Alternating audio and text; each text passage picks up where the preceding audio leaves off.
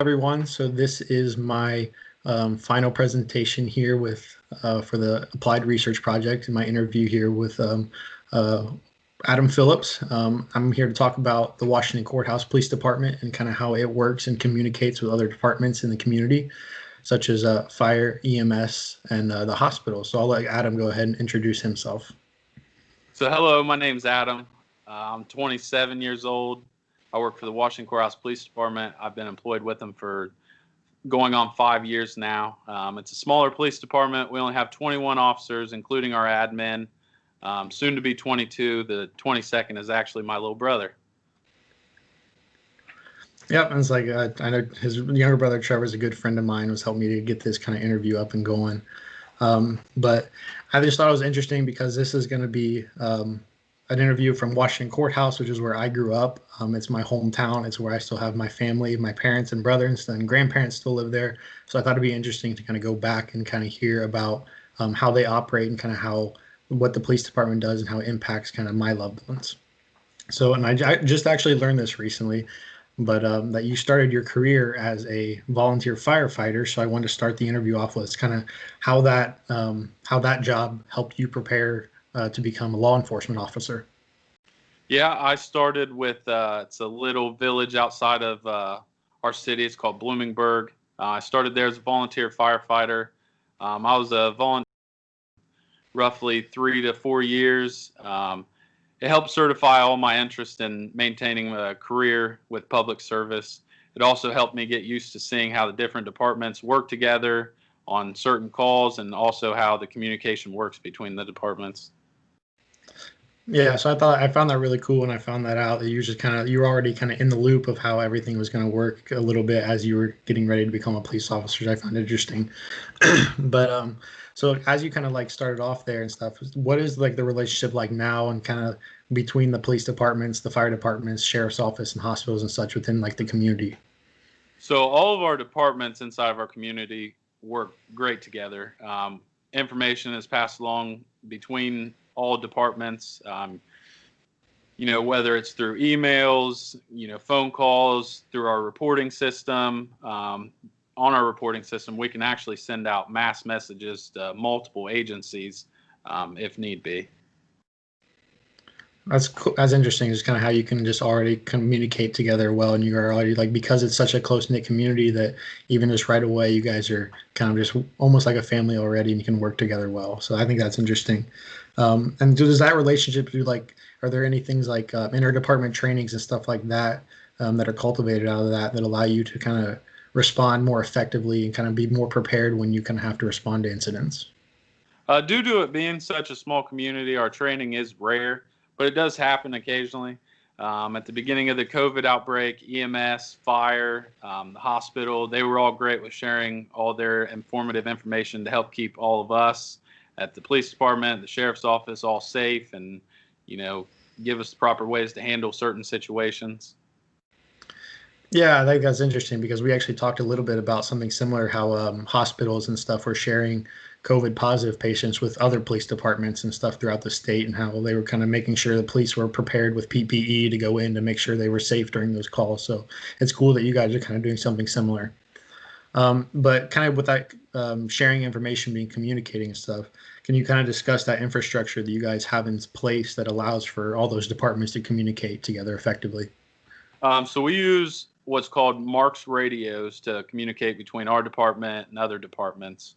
I didn't know much about the radio system, but after speaking with my sergeant, he had told me that they came up with the Marks radios after 9/11 due to the lack of communication during that horrible time.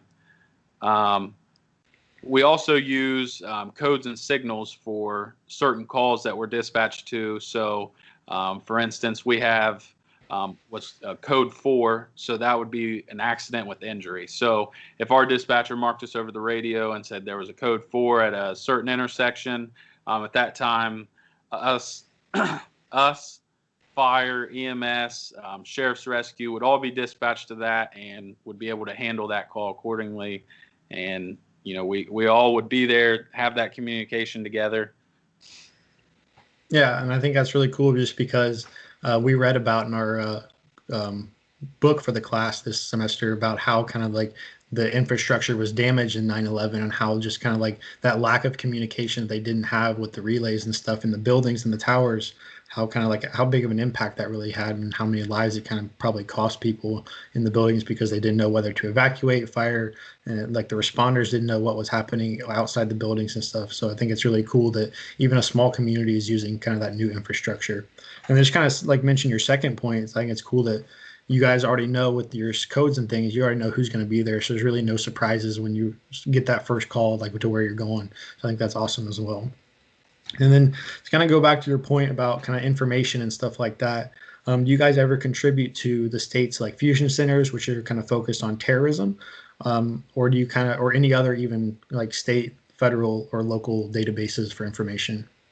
So we use NIBRS and also leads. So NIBRS pertains to our reporting system. So any report that we take, it's got to be NIBRS validated. So anytime we have any kind of crime of violence, that information can be obtained by the FBI for their stats.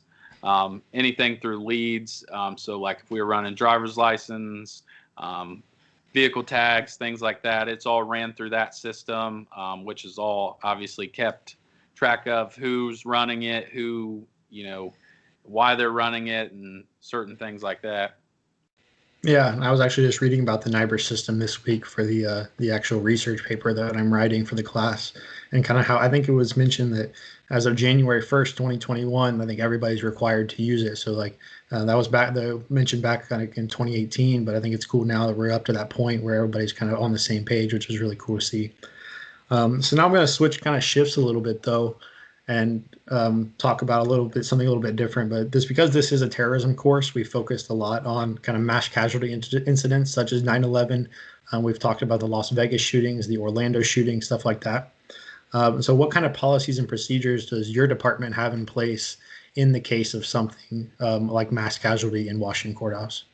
So if we were to have some kind of mass casualty incident in our community, we would use the local schools gymnasiums to set up a casualty center / triage center to make it easier for first responders and hospital workers to effectively work together. You saying that kind of just reminds me of what we talked about earlier in this semester within DC, that the kind of the first responders down there had an agreement with the Washington national baseball team, and how they were able to they gave them their opened up their stadium, I guess, for them and allowed them to set it up for either like triage centers or stuff like that, or even like for people to come and like find their families after these kind of incidents. So it's really cool that even a small community like Washington Courthouse has like a very similar plan in place with the resources that they have.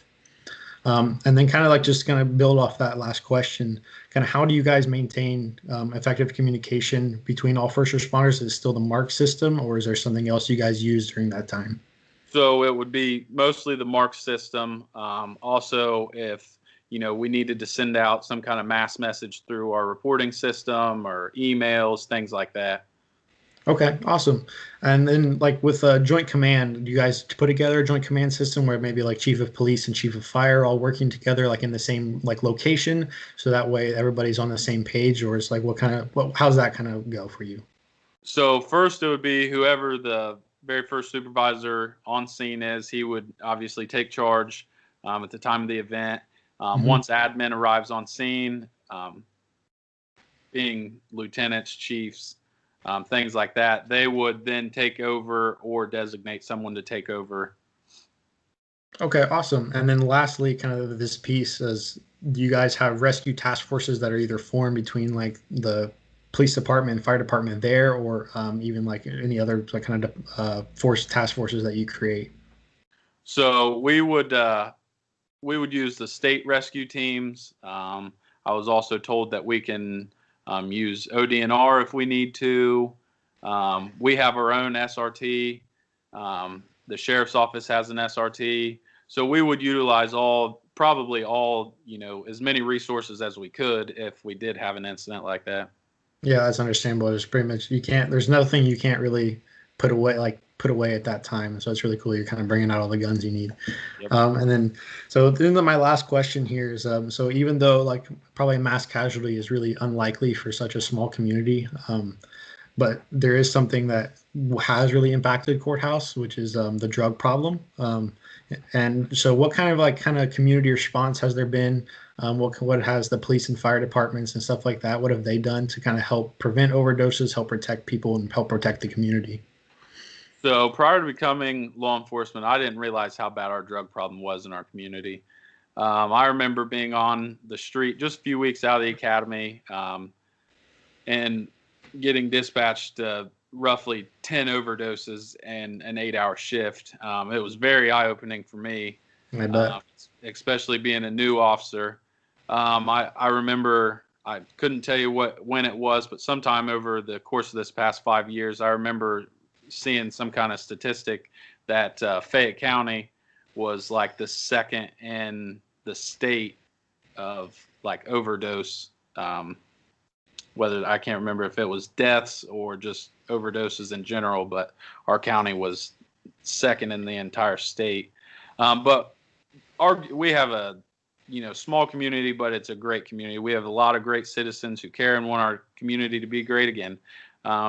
We receive multiple complaints, whether it's on a daily basis, weekly basis, that have resulted in multiple drug, which ultimately takes the drugs off the streets, which ultimately helps our community. So, we count on our citizens just as much as they count on us.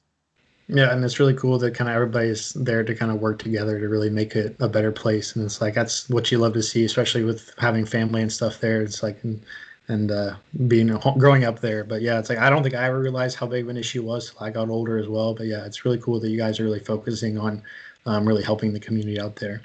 But overall, that was really the last question I had for you tonight. But I think it's been really informative. I really enjoyed talking to you, and it's been my honor. And I thank you a lot for taking time out of your day and stuff like that to come talk to me, and kind of teach me a little bit as well. So I just want to say thank you, Adam. It's been a great time. I appreciate it, Seth. Good luck. Thank you, man.